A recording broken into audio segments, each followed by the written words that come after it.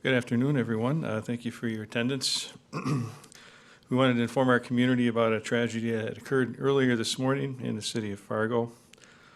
At approximately 10:52 a.m. this morning, our officers were dealing with a call for service in the 6100 block of 61st Avenue South, in which time they were involved in a critical incident shooting that resulted in the death of a 65-year-old Fargo resident. Our deepest condolences go out to the family and friends of this individual.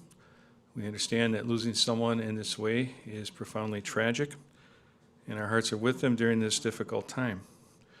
Next of kin notifications are being made as we speak, and the name of the decedent will be disclosed 24 hours from now.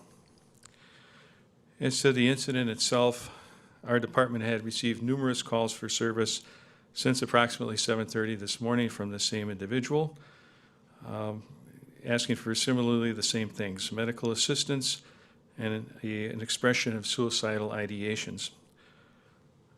Our department has had a number of prior contacts with the decedent as well, related to mental health issues that were resolved without incident. At approximately 10:12 a.m., our officers responded to the residents and conducted dialogue with this individual for over 30 minutes, attempting to provide him assistance for his particular issues.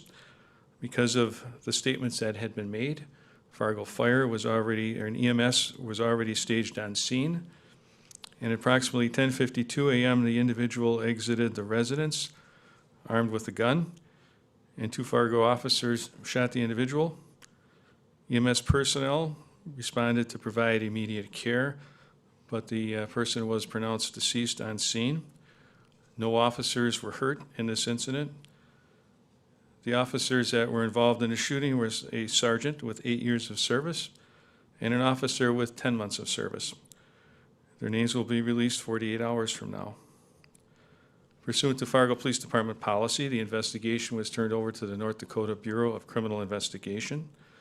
Both officers have been placed on paid administrative duty pending the outcome of that investigation. And in addition to the family of the decedent, we also ask that you keep our officers and their families in your prayers as well. They are equally traumatized by incidents like this. Our thanks to our friends at Fargo Fire and Sanford Ambulance for their quick assistance, and North Dakota BCI for their response to the investigative call for assistance as well. Future updates regarding this incident will likely be provided by North Dakota BCI, as they will be the purveyors of that investigation. There's not much in terms of specifics that I can provide, but I may be able to answer some general questions. I'll take those now. Yes, sir. You said that two officers were on administrative leave. Did they both discharge their weapons, and did they hit the subject? Yes, and I should say that all of the information provided is preliminary and subject to change, but what we know at this time is that both officers fired. We won't know the second part of your question until the investigation is done, autopsy, things of that nature. Yes, sir. Officer justified in firing a weapon? That will be determined by the North Dakota Bureau of Criminal Investigation's investigation, and which is then reviewed by the Attorney General's office. Yes, sir. Press release said officers engaged in a dialogue in an attempt to help the individual. What was that conversation like? Well, I don't have the specifics, but as I said, the call is related to mental health and suicidal ideation, medical assistance. So I think conversations along those lines, trying to get him that assistance. Yes. You said that you had a number of prior contacts, that your department had a number of prior contacts. How far back did that go? We've had 6 other contacts in 2024, and then I don't have all the details previously, but several contacts with him prior to 2024 related to the same issues. So all the calls for service came from this particular individual Yes. today? Yes. And so was there anybody else in the home, or is this all the self-contained one person, nobody else around? As far as I know, just that's the only person there. Matt? Did he call 911, and what was he kind of saying? If you could summarize.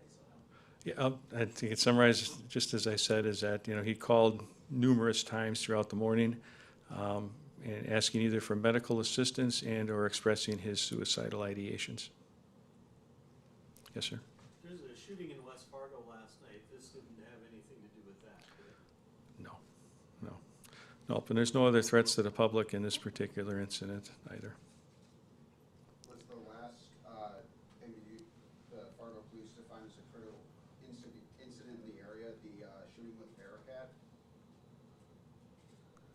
Can you say that again? The last critical incident, was that the July 14th shooting? Right, oh, yes, the last grill incident that our department's been involved in, yes, July 2023.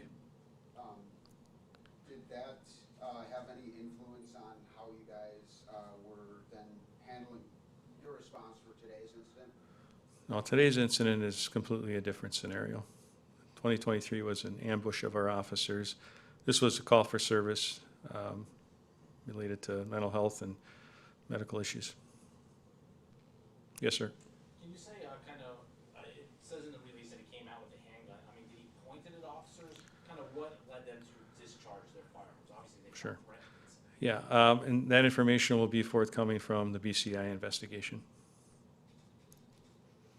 Okay, so I think that's probably all I can provide you at this juncture. Appreciate your attendance. Have a good afternoon.